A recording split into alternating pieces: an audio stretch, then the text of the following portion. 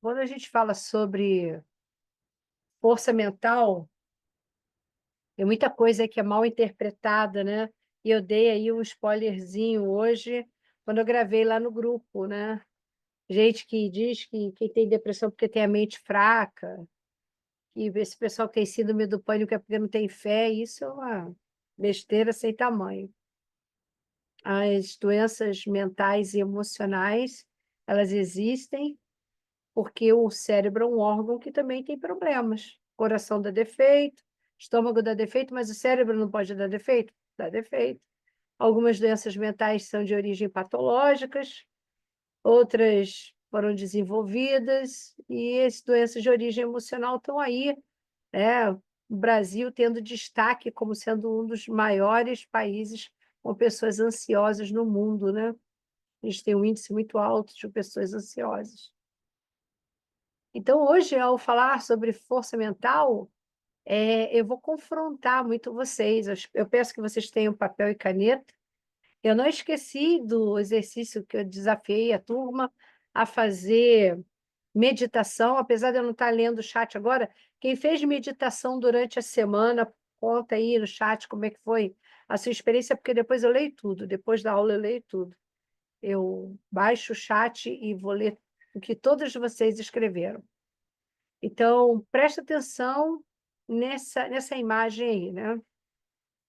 2 pessoas, uma de frente para a outra, e elas estão aqui sendo conectadas através de uma frequência energética mentalmente. O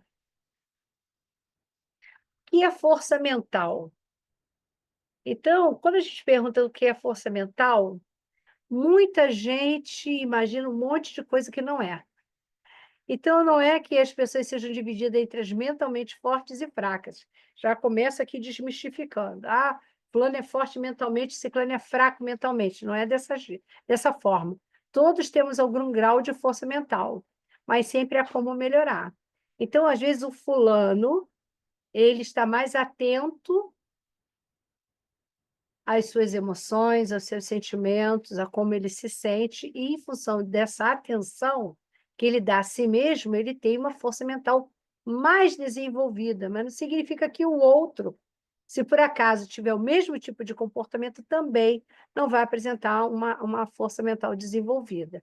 Todos temos algum grau de força mental, mas sempre há como melhorar. Desenvolver essa força envolve aperfeiçoar a sua capacidade de regular as emoções, administrar os pensamentos e se comportar de forma positiva, apesar das circunstâncias.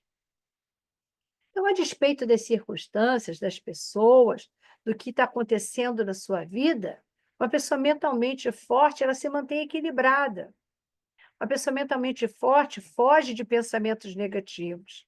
Uma pessoa mentalmente forte se mantém dentro da linha, ela não perde o controle, ela não grita, ela não se descontrola, a despeito das circunstâncias. Para entender força mental, você precisa aprender como os seus pensamentos, comportamentos e sentimentos estão entrelaçados, muitas vezes trabalhando juntos para criar uma perigosa espiral descendente. Então, muitas vezes, a gente entra numa depressão, a gente entra numa frequência de desânimo, de autossabotagem.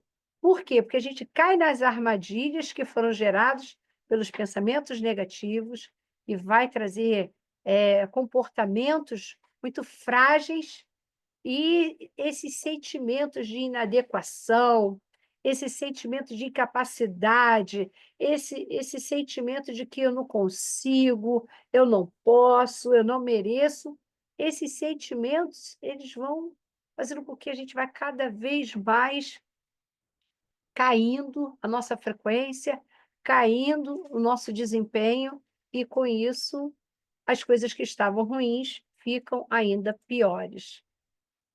Então, emoções e sentimentos constituem, respectivamente, o começo e o fim de um processo contínuo.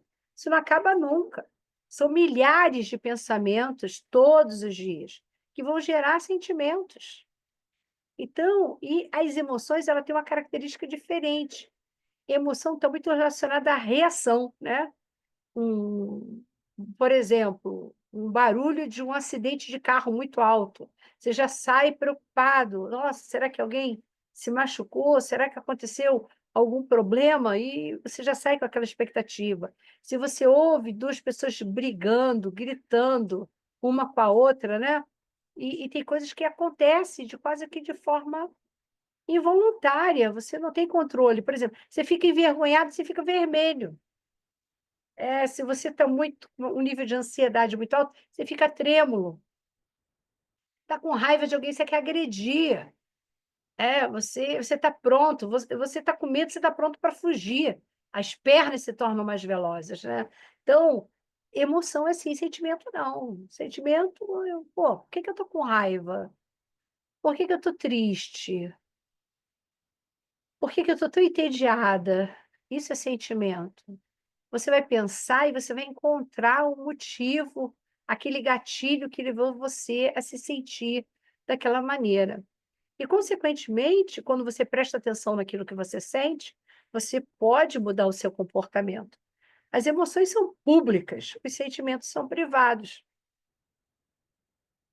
Todo mundo sabe quando alguém está sorridente, quando alguém está envergonhado, quando alguém está com raiva. Hoje assisti um vídeo de um homem completamente descontrolado. A respiração ofegante, palidez no rosto, voz trêmula.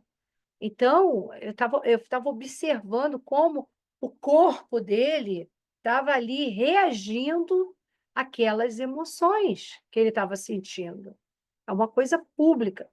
Todo mundo entende, todo mundo vê. Os mecanismos subjacentes às emoções e aos sentimentos são distintos. Eu não controlo a emoção, ela só vem, mas o sentimento eu tenho como controlar. Eu estava com raiva, agora eu não quero continuar com raiva. Aí já é sentimento. Os mecanismos básicos da emoção não requerem necessariamente consciência. Você não planeja ter medo, você não planeja ter raiva. Acontece. Mas com relação aos sentimentos, eu posso planejar, sim. Eu posso planejar fazer algo de muito bom para alguém, que vai gerar alegria, vai gerar orgulho de eu mesma, vai gerar contentamento, felicidade. Eu posso planejar determinadas ações que vão gerar sentimentos bons para mim. Emoções geram sentimentos e estes, por sua vez, geram emoções, um ciclo contínuo. Então, dependendo da intensidade das emoções, eu vou ter sentimentos muito intensos.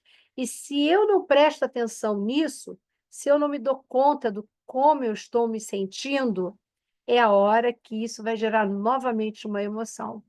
E aí a gente vê que, às vezes, você tem uma pessoa, você já conviveu com alguém, que ela passa muito tempo estressada, muito tempo irritada, muito tempo incomodada com alguma coisa. Por que isso?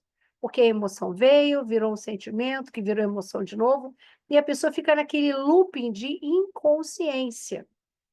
E aí ela não consegue sair daquilo. Os sentimentos possuem uma relação privilegiada com a consciência. Lógico. Eu decido, eu escolho o que que eu vou fazer com esse sentimento, né? Hoje eu até salvei um vídeo onde um oriental, ele estava falando, né, que o perdão é para que eu libere aquelas emoções de contração que provavelmente vão gerar doenças no meu corpo. Então o perdão não é para o outro, é para você. Ah, mas eu perdoei significa que eu tenho que andar junto? Não.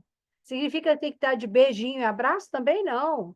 Significa que tem que ficar indo um na casa do outro? Não. Significa que você não tem raiva mais dentro de você. Significa que você não deseja o mal do outro. Significa que se o outro precisar da sua ajuda, você vai até lá e ajuda, mas depois você mantém a distância de novo. Significa que você não sofre mais por causa da escolha do outro em te falar coisas que você não gostou e fazer alguma coisa com você que você não gostou. Espera que eu tenho que ajeitar o negócio aqui na câmera. Só isso, entendeu? Apenas isso.